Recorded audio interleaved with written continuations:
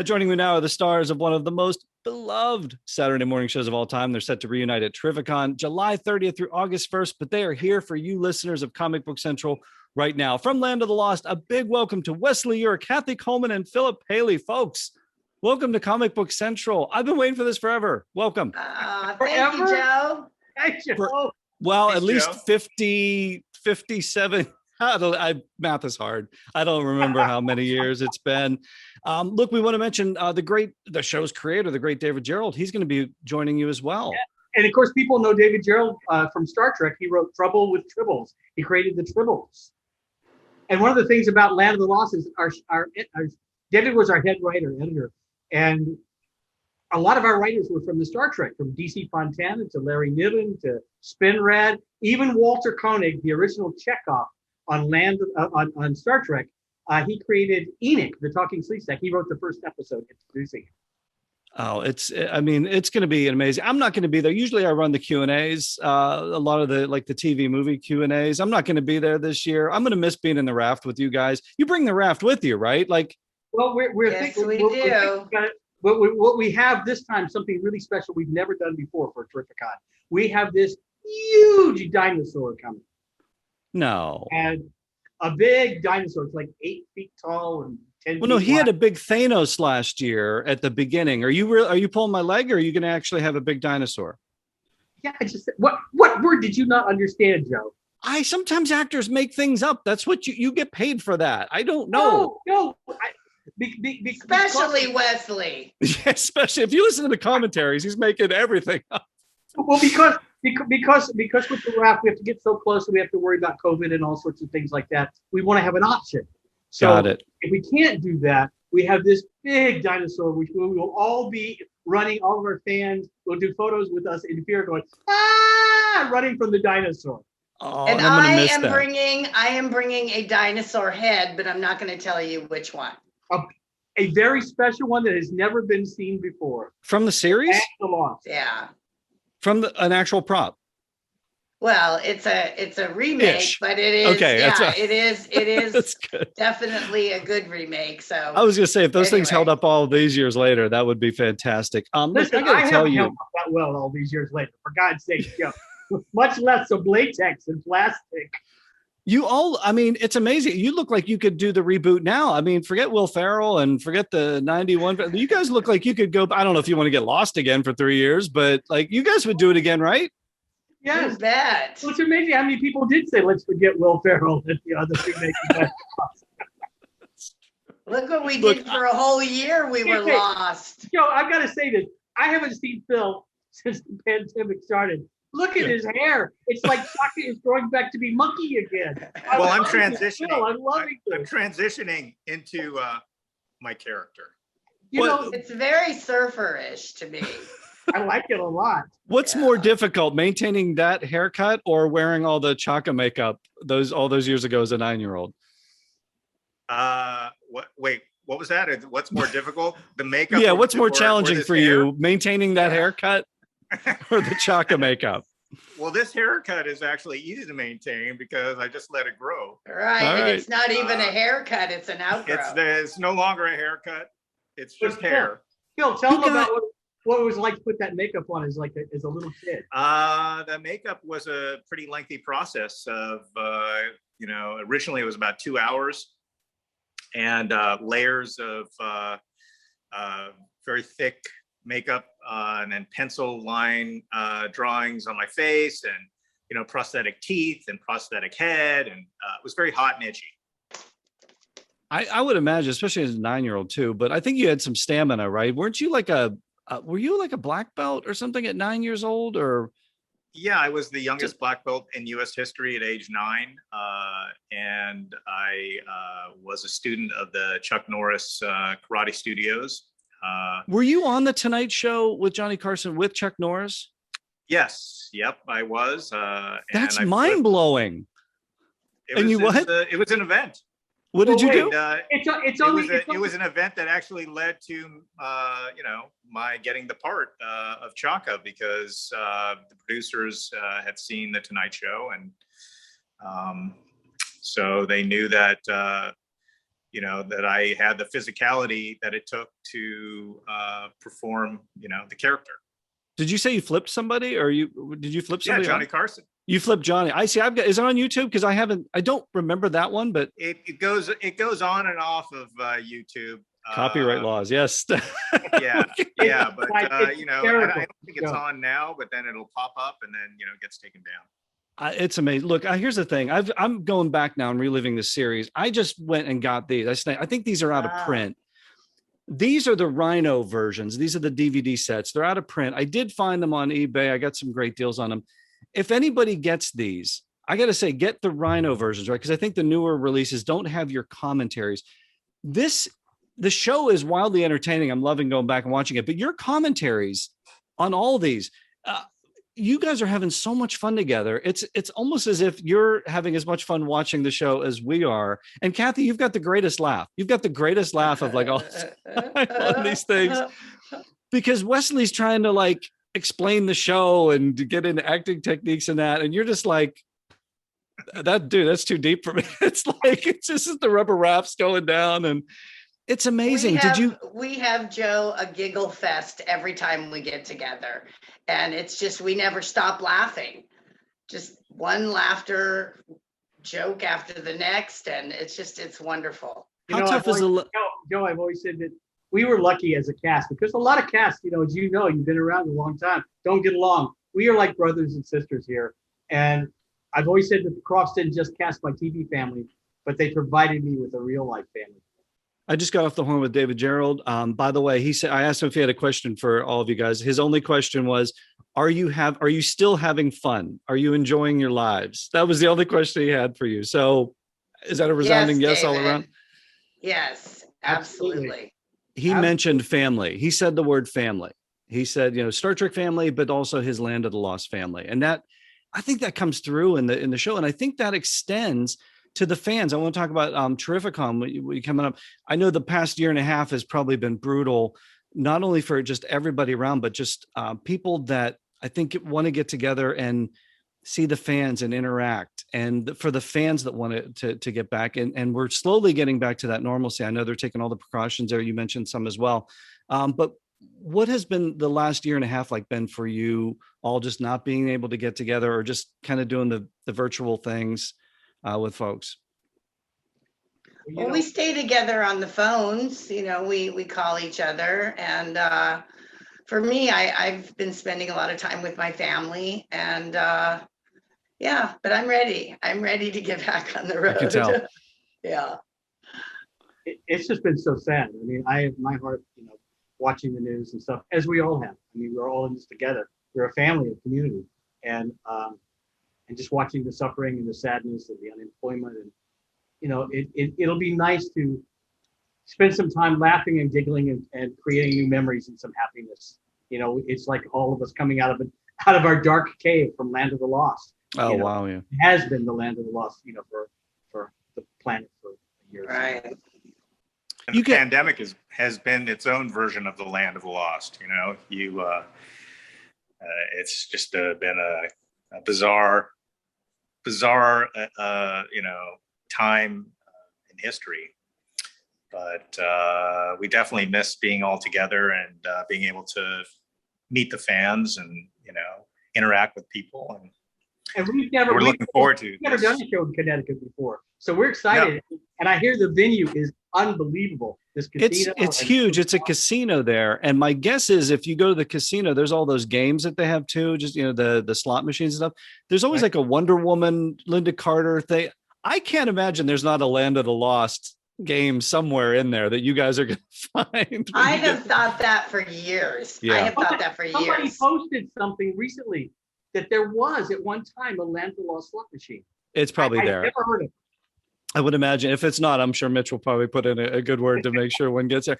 Look, this is reaching a whole new, look, I grew up on it. I remember Saturday morning. Although the funny thing is, I think season 2, it was programmed against Shazam ISIS. So I think that's why I might not remember season 2 as much, because I drifted toward the Shazam. So I'm having a blast going back here. But you're reaching a whole new generation, or many generations, what's the experience like when you go to these conventions?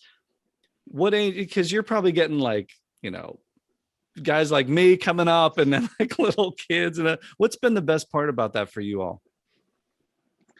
Well, the kids actually know like all the characters. They know the names of the dinosaurs. It blows our minds. We're really fortunate. I mean, when our show came on in the 70s, it was a very special time, as Kathy says a lot. When it was there was you couldn't record TV shows. You had to watch it when it aired. You had a bowl of cereal. You had your few hours. Saturday was kids' time. And we touched a lot of kids at a very impressionable time of their lives. We have people come to our table that have become scientists, archaeologists. Because of Land of the Lost, we have one guy that touched Kathy and I. It was very tough to watch. He was crying, and he said, "Look, let me say something." He said, in the third season, from the second to third season, my family was getting a divorce. And he said, I didn't think I could survive this. And he said, I saw that when you lost your dad in the end of the second season, and your uncle came in and the family survived. He says, I know this sounds weird, but it gave me the strength and knowledge to know that I could survive this, and I did. And thank you. Parent. We were a single parent family, and that didn't even dawn on me until like somebody brought it up that it helped them when their family was going through a divorce. And I thought, wow, I never really thought of it like that we were a single parent family. I've heard that from so many actors and shows when you're doing it, especially, I talked to David, he was like, you guys were crushing like multiple episodes. You guys are just the schedule was crazy. You really can't see that aspect of it when you're filming it. And then all those years later, you get to meet the fans and then they share these stories. And that's just amazing. That puts the whole season 2 to season 3 switch over into perspective, a different perspective. Cause I think, okay, the one actor left and, Spencer left and then Ron Harper came in and it's like, oh, wow, that helped people. That's unbelievable. That the fact that you're touching that many lives and you're going through. And I think at Terrificon, you guys are going to have actual script or reprints of scripts. I think David Gerald had mentioned they're going to be signing. So fans can look forward to that, like maybe their favorite episodes. Great. Maybe we owe a lot to David Gerald. Land of the Lost would not be what it was without David Gerald. I think it would have been more of like a Swiss Family Robinson and not so science fiction. And when David came aboard with this, he's one of the greatest sci-fi writers of our generation. And he brought all these people who'd been working on Star Trek and brought them in because they were now out of work. And they, of course, in their later years became the most famous Star Trek sci-fi writers, in the United States and the world. But we are so lucky because the scripts hold up. If you watch the sci-fi from Land of the Lost, I know the visuals look hokey because time has passed. We don't have CGI. But if you listen to the scripts, they never talk down to kids. They talk about time doorways and matrices and antecedents and coming from the future and the past. And they never went like, okay, kids, here's what we're going to talk about. They just, they said it and you had to learn it. And I think that we owe the sophistication and the longevity to David Gerald. Let's talk about how you guys all got involved in the series. Phil, we'll start with you. Do you recall the audition and how you became involved in the series? We'll just go around the horn. I got the audition through my agent, Mitzi McGregor, who this was one of the first things that she had sent me out on. And I remember going to the audition with my mom and walking into the room. And as I was walking in, Billy Barty was walking out. And I actually got to meet him for a quick second. And I loved he was Billy on Sigmund, Barty. right? He was on Sigmund? Yeah, he's been on many different things. Yes. He's a famous little person. And the Kroffts used him in a bunch of their. So anyway, going in, that was the first thing that I remember experiencing. And then when I walked in, there was like a line of executives and Sid and Marty. There was like 7 or 8 people like sitting at this table, a long table. And I was like in front of all these people and they, we talked a little bit about the show and the character. And then they had seen me on the Tonight Show and, wanted to know if I could do any karate for them. And I remember doing one of my black belt forms for them. And then they had me run around the room as if I were the character. And that was it. And then they thanked me, and then I left. And I remember hearing like right away, like, I don't know, it was like later that afternoon, my agent called and said, they wanted to hire me for the part. I was really excited. Did you think Billy was getting the gig? Did I what? Did you think Billy was getting the gig? I was like, wow, that's pretty stiff competition because, he's the best. I had done commercials and things like that. But I had never really formally, acted as a character. And so I didn't know what to expect. And you could only work 4 hours a day at the time, right? That was Billy could work all day. They could work him 16. That's right. Well, yeah, because I was a child actor. That's how good you were. That's how good you were. They didn't care. You could only work in 4 hours. We'll get what we can. They liked me. They saw me as the character. And quite honestly, I knew that I could do that character when we talked about it. So yeah, I was really excited to get it. And Kathy, how did you get involved? Well, the week before I auditioned for Land of the Lost, I auditioned for a show that was actually, it aired when Land of the Lost finally did come on. It aired like before Land of the Lost. It was called Run Joe Run. I auditioned for that, and with like 150 girls. And on the callback, it was just Christy McNichol and myself. And I wound up not getting it, but it was only for one episode on Run Joe Run. And I was bummed. I really wanted to do that. But it filmed the following Wednesday, which was the day I auditioned for Land of the Lost. So had I got that part on one episode on Run Joe Run, I would have missed the day that the auditions were being held for Land of the Lost. So almost 50 years of joy and laughter, I would have completely missed out on. And lunchboxes.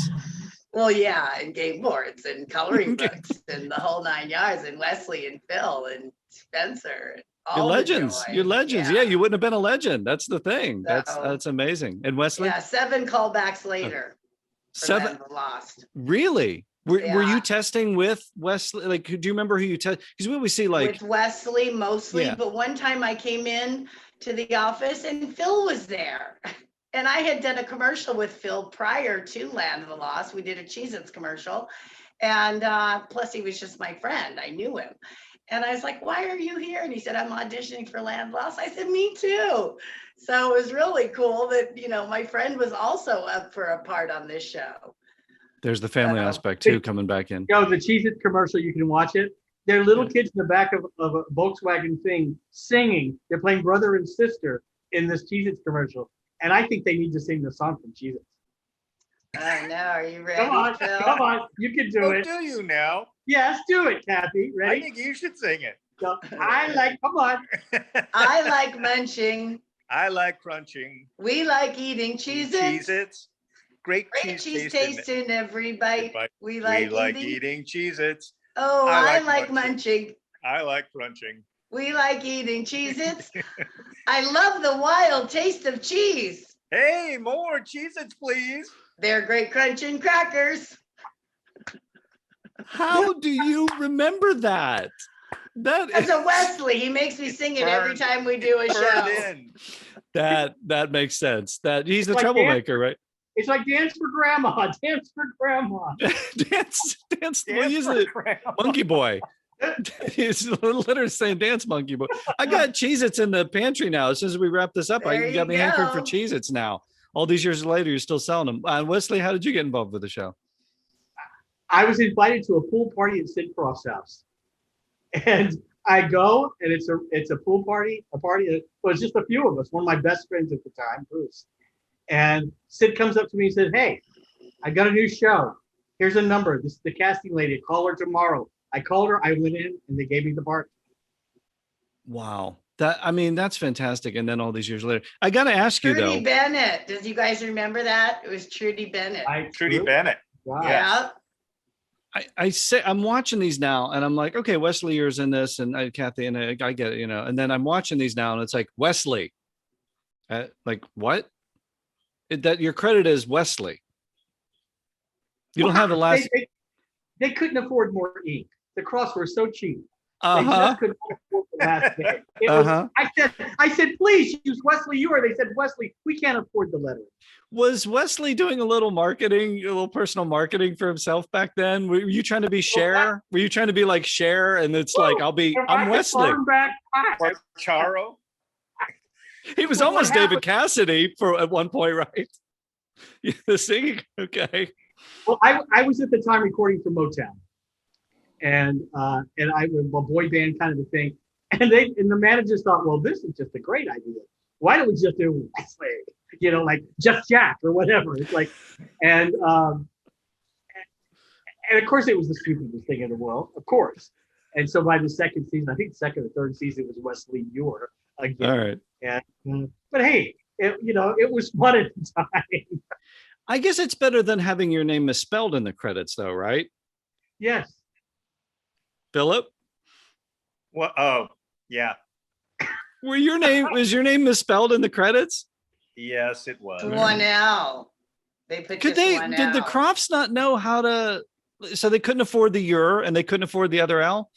I think I'm not exactly sure why that happened, but there was a legitimate reason. It wasn't just, I think it was like maybe misspelled on something else, and they took it from that. But yeah, every time the show came on, I'd be like, oh, there's my name misspelled.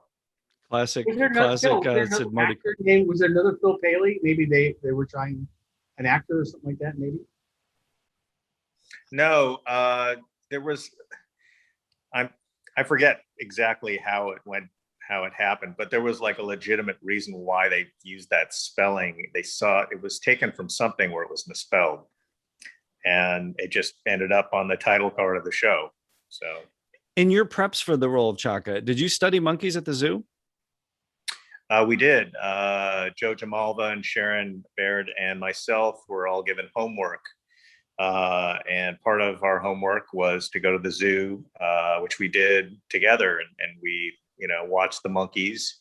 And we also had to watch 2001: A Space Odyssey, which we did at the Cinerama Dome, which didn't make it through the pandemic, oddly enough. But that's where we saw 2001: A Space Odyssey to prepare ourselves, for our characters, because the director and producer wanted us to, wanted the reality of the Pakuni to be close to what was in the movie.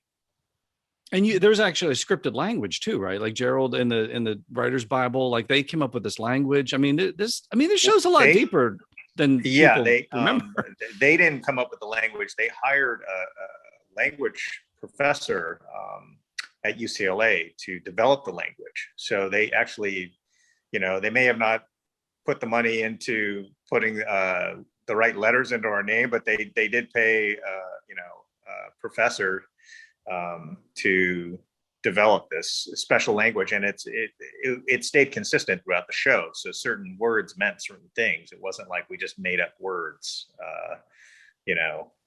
on the spot. So. And Kathy, one of your favorite episodes, I'm guessing, is Elsewhen, written by the great DC Fontana, late great DC Fontana. Yeah. Can you talk a little bit about that? And it's you playing against you. Spoiler alert.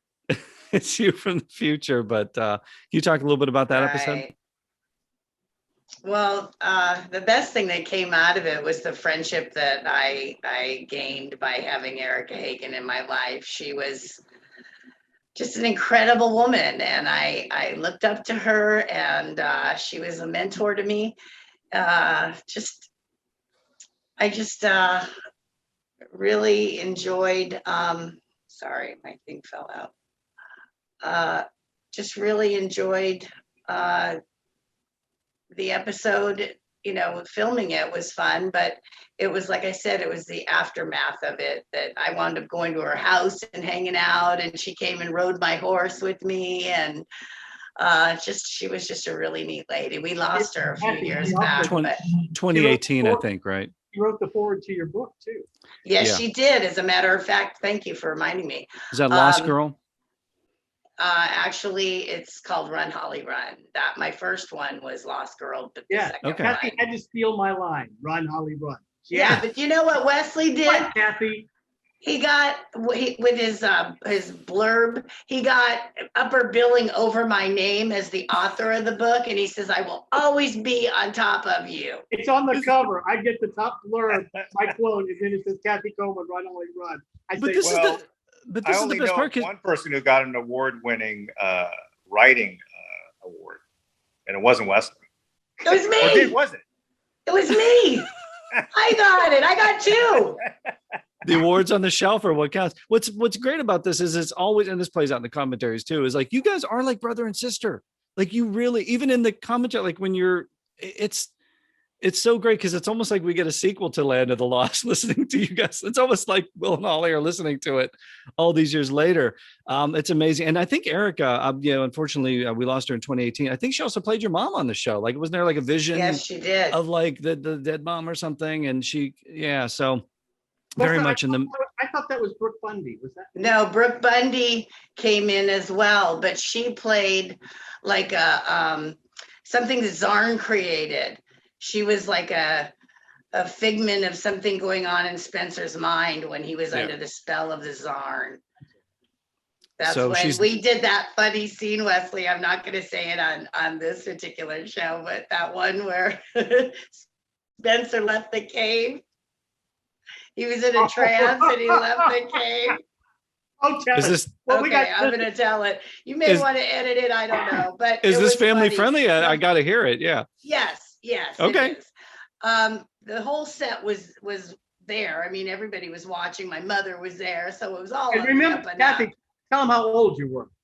I was 12. Mm-hmm. And so the scene is, or 13 or whatever. But anyway, Wesley or Spencer's in a trance and he leaves the cave, and in the middle of the night. And we're supposed to like wake up startled and say, "Oh my God, what's going on with Dad? Where's Dad going?" And maybe get up and follow him.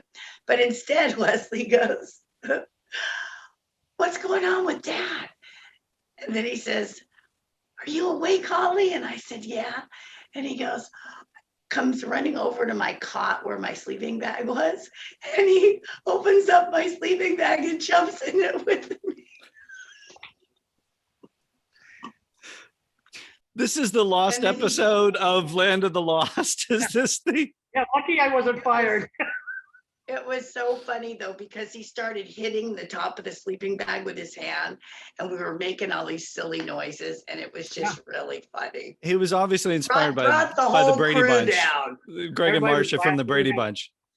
Yeah, everybody was laughing, including my mother. It was just we needed like some comic relief every once in a while on the set. Well, Joe, we'd be on the chroma key set trying to film, with the blue screen and stuff. And I'd be doing the scene with Kathy and she'd look up and lick my nose. Like she'd be talking, "What are you doing?" I have that on home videos. This seemed like camp for you guys. It was almost like. I have that scene of us doing that on a home video. You're kidding. No. You need to put those on the DVD release, the eventual Blu-ray release. I put them up on my Facebook page. Oh, there we go. Good, nice plug for the Facebook page. We're going to head over there and look at it. This seemed like camp for you guys, though. Like this seemed, I get it's a gig. I get it's work and you guys are putting in crazy hours. But I mean, it seemed like you guys were all just having fun, as much fun filming it as we were having watching it.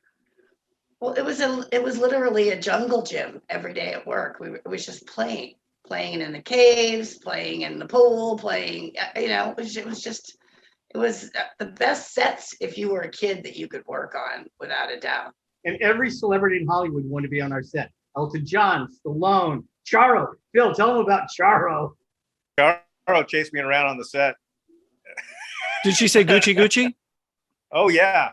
Yeah, she was coming for me. He was, as a monkey boy, going, Gucci, Gucci, Gucci, Gucci. Chaka's running around like a monkey boy. Please tell me somebody has that on VHS. No, unfortunately not. All right, that would be amazing. We got Kathy's favorite episode. Wesley, your favorite episode. You got to have one. End of the first season called The Circle. Everybody asked, did we ever make it back? Because remember, they didn't know if it was going to be a second season or not. Mm-hmm. And it's the best.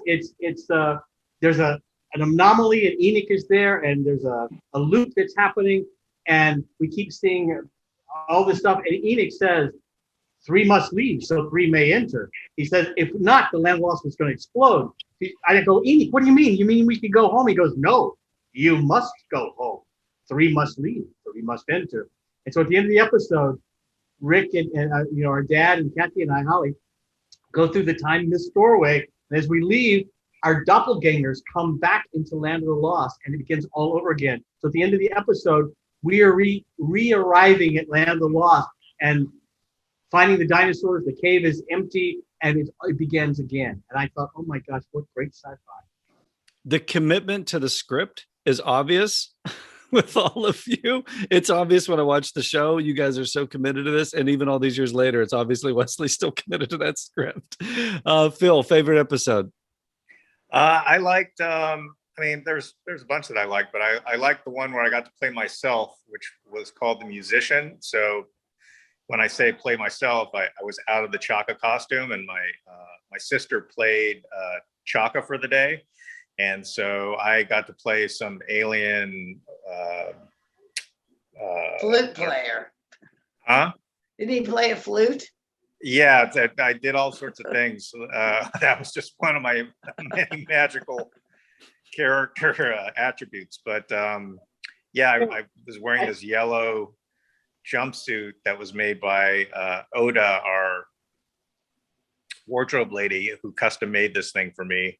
And it was, very Morkish. It looked like the outfit Mork wore, but in yellow. It did. It looked like the jumpsuit. Phil, I recently did a show with Sid Krofft. I did it, and he said his favorite episode was The Musician. Really? Yep. Interesting. Yeah, well, that's my favorite episode. It was just fun to get to play something different from Chaka in the same show. But tell them about your sister. What happened that day? Oh, my sister, she wasn't totally into it. She agreed to do it, but like when she got on set, it was not really what she wanted to do. And she was crying, like, I remember her being like, she had to be in this kind of a unitard thing on the chroma key set for something. And then she was crying, she just did not want to be there, but she ended up, doing it, and we finished it, and, it all turned out well. But like, I just remember there was some tears being shed. Great episode. I'm looking at you guys right now, and I cannot wait to see you. I'm so excited. It's going to be July 30th. I miss you so bad. It's going to be July 30th through August 1st. That's Terrificon. I want to go around the horn. Kathy, how can we find you online? Social media, right? Facebook, you're out there. Wesley? Yes, I am. Also Twitter, Facebook, Instagram, all Wesley Eure. And Wesley Eure. WesleyEure.com. I'll put the links up. We got your children's books. We've got Kathy's books. Phil, where are you at? And do you got any books? You're going to write a book. Give me a book. I don't have any books yet, but write a book. Could be in the future. Right now. Run, Chaka, run. Well, what did you say? Dance, Monkey Boy, dance. That'll be here. She's right, hot. Run, Holly, run. Yours, dance, Monkey Boy. Joe, we have to finish with the theme song of Land of the Lost. Wait. Well, I'm absolutely. On Facebook, Instagram, and let me tell where I'm at. No, Phil, that's your time is up. I've had it, Monkey Boy. Okay, sing the song, Wesley. No, sing the song. You got to tell the musician story. You got to tell about Chuck Norris. It's enough. It's enough information. Sing the song. Start it out, Wesley. I sang the dang Cheez-It thing. You can do the song. Yeah. All right. There'll be a lag. Ready? I'll see it. Marshall, Will, and Holly on a routine expedition. Met the greatest earthquake ever known. High on the rapids, it struck their tiny left. Plunged them down 1,000 feet below to the land of the lost. To the land of the lost. Then Grumpy goes, roar. I can die a happy man now. I'm just going to go in a corner and cry and just relive my childhood. Thank you all so much. Have a blast at Terrificon. I'm going to miss you guys. Hopefully at another convention soon. We'll catch up. You come to Ohio maybe. and we'll do that. All the best. Stay safe and have fun. Thanks for Land of the Lost. Joe. Thank you for having us Thanks, on. Joe. Thanks, Joe.